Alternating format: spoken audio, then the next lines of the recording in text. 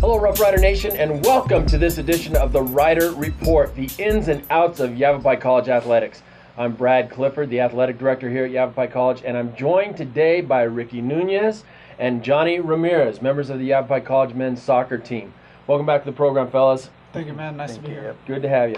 We finished up the 2017 season with a 23-3 overall record, an Arizona Community College Athletic Conference Championship, an NJCAA Region 1 Championship, an NJCAA West District Championship, and the 21st trip to the NJCAA National Tournament where we finished third in the country. Congratulations, boys. That was a fine season. Thank you. So we also scored 145 goals, which is a national record also. So we broke a national record. Yeah, One that we hosted, right? That we held before, but we 145 goals. That's a lot of goals in a season. Yeah, it's truly a special record, that stood for 23 years, and we had a special team, and we were able to achieve that and break that record. Absolutely. So what were your general thoughts on the season? Johnny, what was your general thoughts on the 2017 season? Well, it was a good season. Obviously, we didn't finish the way we would like to, but we still made it far. We were a good team, and everybody on the team gave it their best, and that's all we can ask for. That's all you can ask for, absolutely. What do you think? Yeah, man, took a lot of great things from it. It was a very special season with a lot of very special guys. Made a lot of great memories, and we didn't finish the way that we wanted to, like Johnny said, but I take nothing but the great things that came from it.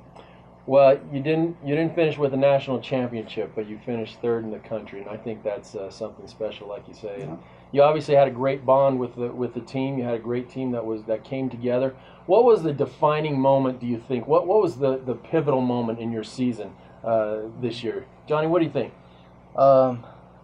I feel like maybe playing Phoenix College, when we went down to them, we had a big loss, and after that, things started clicking for us again, and we kind of were motivated because we know that was not our best, and we knew that was just something that we don't want to be remembered for. So we were gonna go out and make new memories and better, play better, so that we can leave our mark on the Yavapai history. Absolutely. What do you think? Yeah, I mean, I say the same.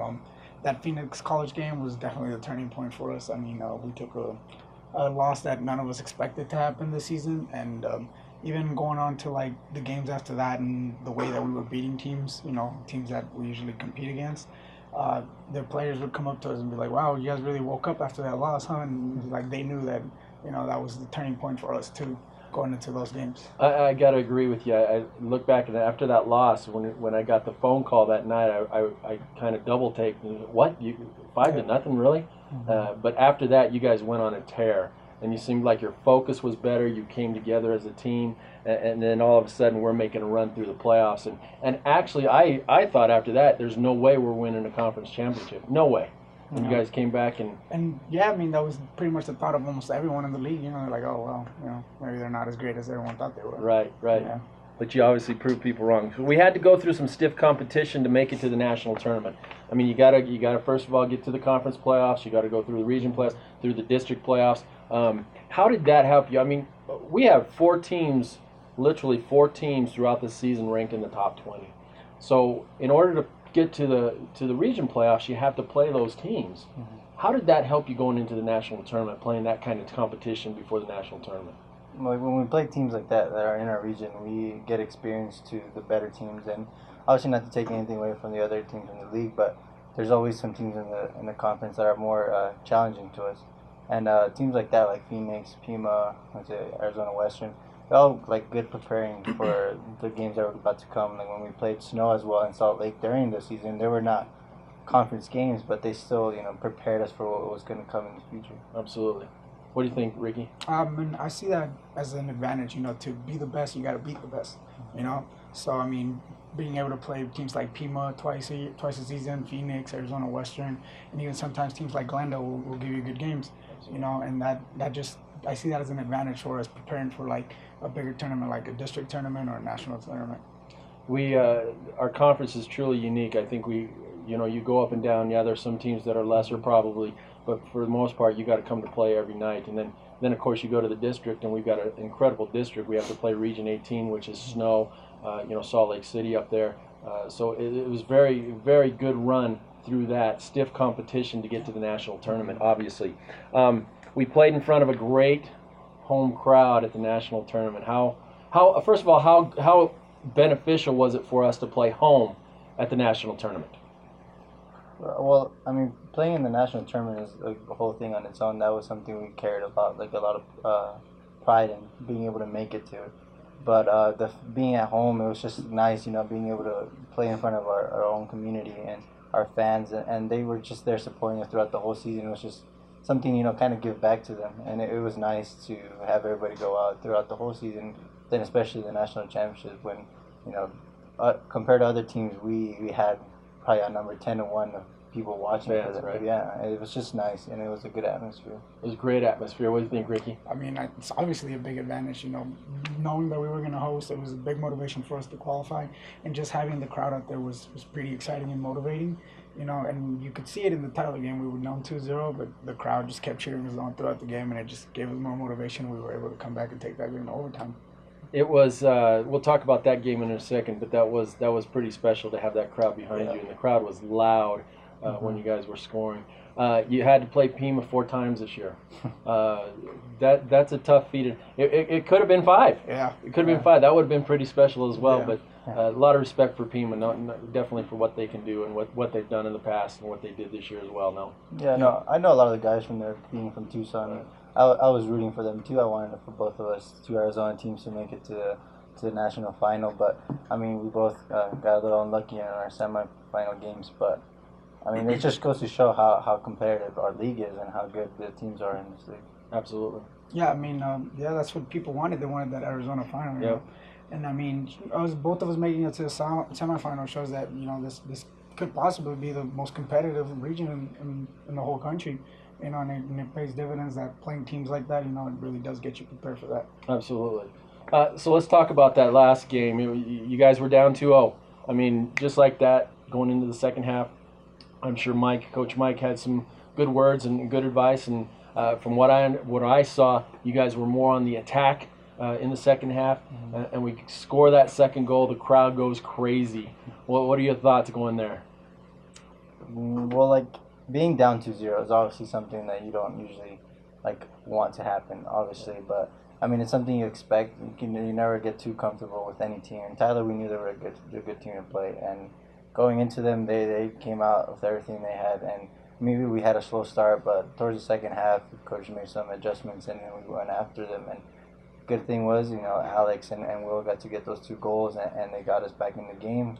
And obviously, it just felt like it was going to happen for us. The momentum was picking up, but obviously, it was handed to the coaches for doing something, and all the players. They all gave it their best. Yeah. Even the people on the bench, they were just cheering on, and they were doing their part. Yeah, absolutely. Man, I felt nothing but electricity go through my body when that second goal went in. We knew it was on. We felt the momentum just completely shifting towards Yavapai. Yeah.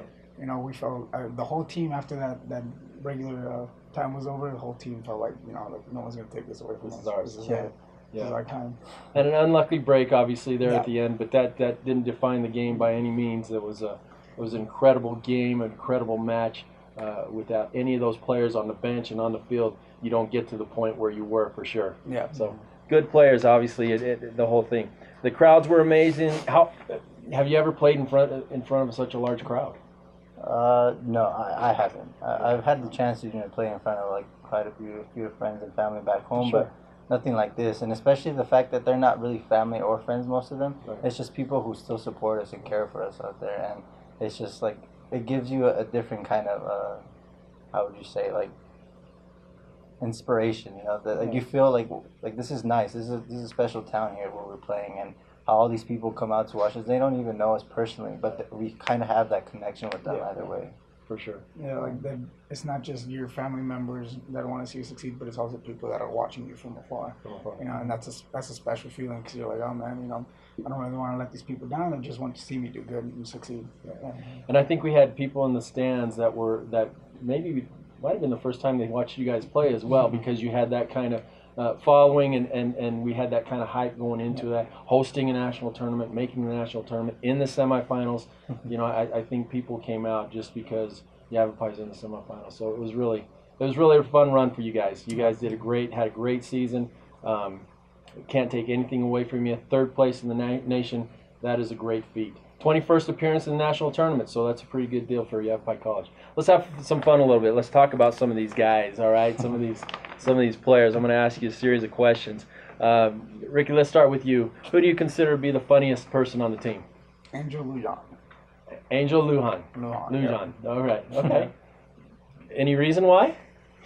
I don't know. He's a character, dude. I don't know how to describe his character. He's different. I've never met a guy like him. He makes a joke out of everything, but it's not really like a funny joke. It's just something like dumb, but it's always funny. Dry sense of humor. Dry Yeah, sense yeah. of humor, yeah. What do you think there, John? I would agree. Same thing. I was just talking to him about that 20 minutes ago, and he was just cracking jokes about random things that have nothing to do with what we were talking about.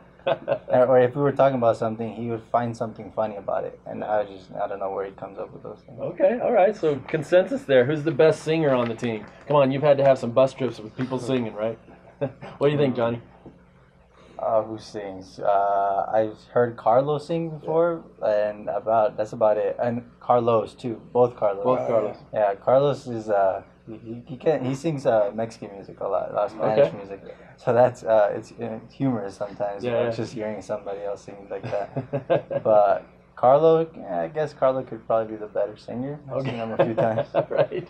We have to have a sing off there. What do you think? Yeah, I think I'd have to say Carlo too. I drive down to Vegas with him, and he usually sings on the car with me. The whole way. Right? Yeah. So you kind of want to turn them off a little bit sometimes. sometimes, yeah. Okay. Who's the worst singer on the team then? Oh.